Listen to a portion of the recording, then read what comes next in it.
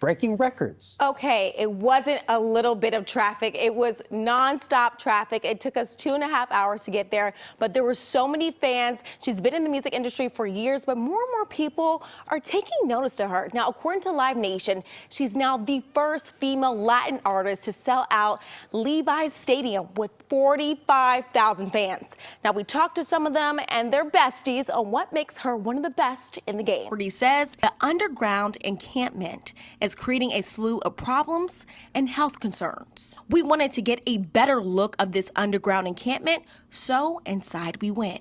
What are we looking at right now? Yes. Exactly. Now, it's called the Freedom School of San Francisco. It focuses on shaping the minds of the future through social action. And right now, they are talking to students about gun violence prevention and what they can do about it. You saw it firsthand. You know, it's a really unfortunate situation many people are familiar with in the city who are struggling with compassion and frustration while dealing with unhoused neighbors. Now, today I was able to speak exclusively with the property manager of an apartment complex on Haight Street dealing with this problem, and a local resident who went viral after becoming exhausted with the lack of solutions from officials. And something you said last time we spoke was, you're not going to stop until you can't anymore. Yes. Are you tired? You know, we didn't get to include the entire conversation that we had with these kids on gun violence, but I do have to share that they were asking some really important, heavy, and sometimes heartbreaking questions. Also, I do want to show the drawing that Chidi made for me during our interview that was really powerful. Now, if you look closely, you can see at the bottom it says the past. That's where you see the people walking over the rainbow, going to the future to end gun violence. Exactly. So, Sarah, the pastor who I want you to meet is on the front lines of helping the homeless. But now he says his church is being overwhelmed and he's asking for help. I spent the entire afternoon in the mall, and it was a decent crowd for a Monday. Yeah. But it was nothing like the pandemic. And I spoke with shoppers who all said the same thing. They just don't know where they're going to go if this mall disappears. So why did she choose to do that? You know, initially she did not. It took a couple conversations, but I want you to meet Deborah Dotson. She actually works for the church as a groundskeeper and often has to clean up after unhoused neighbors. Now, from the church steps, she can look out and see her own son in crisis. Yes, we've been out here all afternoon celebrating the Ferry Building's 125th birthday, and it's been such a big party, from the music to the food, and they aren't the only ones celebrating today. I just want to add, though, that Deborah, I know she's watching. She says that, you know, her son is very loved and he's very sweet and very kind. And this was a really great day for him because we didn't know if this was going to happen. So that's really important to add too. But she does tell me that actually the day that we shot this, there were neighbors handing out flyers, speaking out against the encampments. And she understands that there are many people who do not like unhoused in their neighborhood. But she also wants to remind people that in every tent, that is someone's loved one. From officials. It looks like a normal apartment complex in San Francisco. But if you venture underneath it, you'll find this encampment, created by a group of unhoused individuals. Stephen Leo, who manages the property, says the underground encampment is creating a slew of problems and health concerns. We wanted to get a better look of this underground encampment, so inside we went. What are we looking at right now? Okay, there's a makeshift fire pit here, and you can see a float lighter here to light up the fire, which creates a hazard to the building. And how long has this been like this? It has been like this for since February of this year. He says they have reached out to the city multiple times about this. Sharing police have been called out too, but They want us to clear the encampment because this belongs to private property. And they're saying because it's not on the public street. Right. But the police can work with us. Once we clear the encampment, they will come during that day. everything from trash, human waste, and old needles can be found here. The property manager reached out to Dr. Reverend Brown with the NAACP chapter of San Francisco, whose organization has stepped in to help the growing crisis.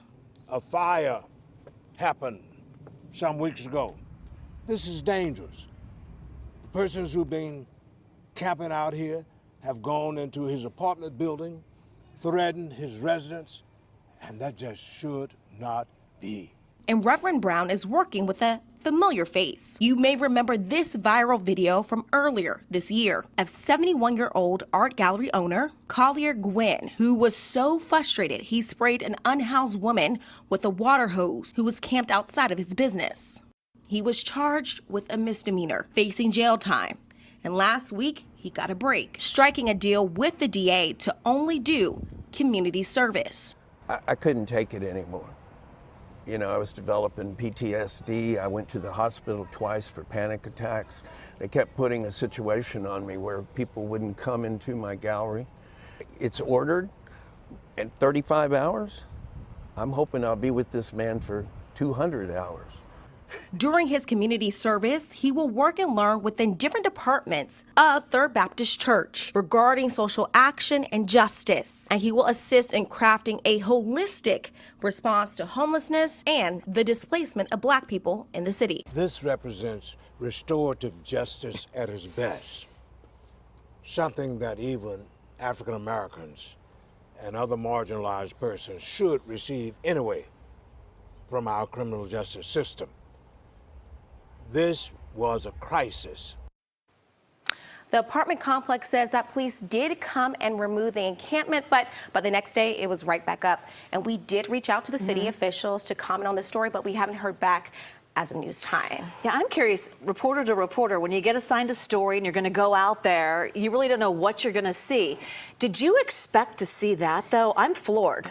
No. Okay. No, I don't know if you could tell by my face, I was shocked. Like, it's one thing for someone to describe it to you, right? But when you go inside, even if you're just looking through the little crack that, you know, people cut through, when you step inside, it's a whole different place. Yeah, where people are living.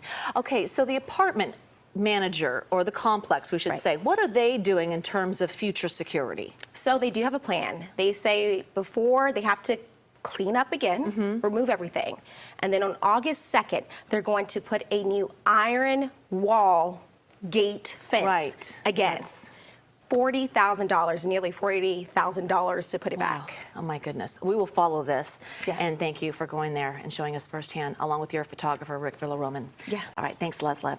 This is my son's tent, right? Well, that's not his tent, but he's been over there. Deborah Dotson, a mom of 5, lives a block away from Emmanuel Church of God in Christ, located in San Francisco. She says seeing nearby homeless encampments hits close to home for her. It's just been really difficult for me to know what to do as a person who has a homeless child. What do you do? What do you do? How far do you go to help them? She says her son Jeffrey, in August of last year, made the choice to leave their family home and live on the street. You can find him and his tent just a few feet away from their home in church. The people who have a problem with you know, people like you who are living on the street, what do you have to say to those people? And they probably haven't gotten to know the people or talk to them pretty much and see, gotten to meet them in order to, like, give a judgment like that on them. Deborah says she believes her son is struggling with a meth addiction and told him he needed to contribute to the household and stay clean or leave. Jeffrey sees it differently. Both can be dangerous. You can be inside, you can suffocate, you can, like, the whole thing can collapse on you. Like, there's many things that can happen to you inside, and there's many things that can happen to you outside. I'm like, either or, I'm like, as long as I'm getting a choice how I'm living or what I'm doing, where I'm going, or anything like that, I'm cool. At one point, his oldest sister stops by. You always welcome to come in. You don't have to be out there suffering. I've had the cops beat me up, and I was helping somebody not get beat up or raped or assaulted. After a while, the family goes their separate ways, and Jeffrey stays on the sidewalk with the rest of his things. How are you feeling after leaving your son Jeffrey outside? I just felt a little, it was disheartening a little bit. There's no need for me to try to force my will on him just because he's my son, born of me. He came through me, he doesn't belong to me. So I have to respect him, his wishes. and he has to respect my household. Do you have a message for the future Jeffrey that you may want to tell him? Welcome home, Jeffrey. You made it. That's what I want to tell him. And I love you. Deborah tearfully says she's keeping faith that one day Jeffrey will walk through those doors and come home and live a full and healthy life. Lezla, I imagine it takes so much for a mom to try and come to terms with something like that. I'm a mom. I can't imagine what she's had to go through to get there and continues probably to go through. You know, she's seeing the problem really, though, from both sides here. How do people in the neighborhood who live around this, how are they dealing with all of this? And what are their thoughts? You know, I just want to add, though, that Deborah, I know she's watching. She says that, you know, her son is very loved and he's very sweet and very kind. And this was a really great day for him because we didn't know if this was going to happen. So that's really important to add too. But she does tell me that actually the day that we shot this, there were neighbors handing out flyers, speaking out against the encampments. And she understands that there are many people who do not like unhoused in their neighborhood. But she also wants to remind people that in every tent, that is someone's loved one. I mean, a really important perspective and something we don't hear every day. So I'm glad that you talked to her, and I'm so glad that she talked to us. Lezla, thanks. Yeah. She's got mermaid vibes, looking ethereal on stage, and is making waves while kicking down barriers and the musical world.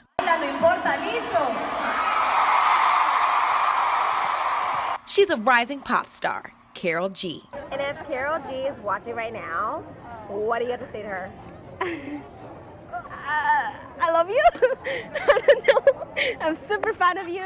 Her fans love her so much that they sold out Levi's Stadium on Monday night, shattering records. According to Live Nation, Carol G now holds the title of becoming the first female Latin artist to sell out a tour here at the stadium. Her selling out the stadium, I think it highlights both the cultural and economic influence and power of Latinos, kind of both at the same time. And it binds the community together in this really unifying way. Max Vargas of the Latino Community Foundation says Carol G is making a point that the Latino community has always known, but the rest of the world is finally seeing. It's also proof that Latinos have that power to lead not just an event or not just a concert, but to lead a movement, to lead not just, as we talk about the economy, not just an economic recovery, but a renaissance. Honestly, in one part of the show, I honestly felt like I was seeing Selena at the time. Like, entendía, like it felt like that vibe that she would show in her videos and everything when she was live. And with the growing success of her tour, the Colombian superstar has added more shows. And it's safe to say, this is just the beginning. Now, again, according to Live Nation, 45,000 fans were inside that stadium last night, and I was one of them. It was my first time seeing Carol G in concert, and to be honest, I am surprised I have a voice right now. I was screaming so loud, and of course, I wasn't the only one from our station here to go. Now, this is our morning producer, Stephanie, and also our reporter, Jocelyn, was there too, and so many more from the station, and we had a ball. A time was had. Yeah, we know what's interesting Jealous. about her. There's a lot of Latin artists that do both Spanish and English. She does mostly Spanish. So is this her first time in the Bay Area? I do want to say last night, all of her music, majority was in Spanish. But no, this is not her first time in the Bay Area. She actually was at the Chase Center last year as well. Okay. Oh, I want to search her music the second we get off the air. I'm dying to hear some of these songs. What do you think resonates with her and her fans for you? Well, first of all, this is still my bracelet to prove that I was there. And it says that it's supposed to stop blinking, but it has not stopped blinking since I've been back. I'm super hyped about that. But again, because that particular genre, Latin music, is predominantly male-dominated area, right?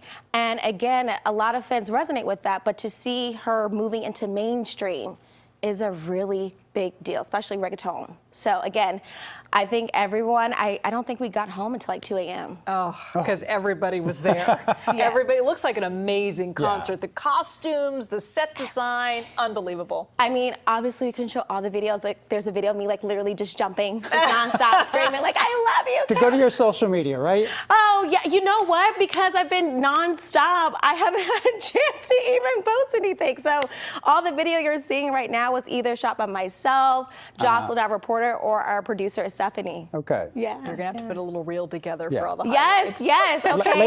Later, Graham. Okay, is this like a shameless LIG shout out right now? Is that what's happening? That's okay. Go follow Yeah, my why not? social That's okay. media. Your followers will go way up. All Take right. it. Yes, follow me. Thanks, Lezla.